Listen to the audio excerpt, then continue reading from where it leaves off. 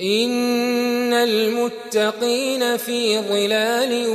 وعيون وفواكه مما يشتهون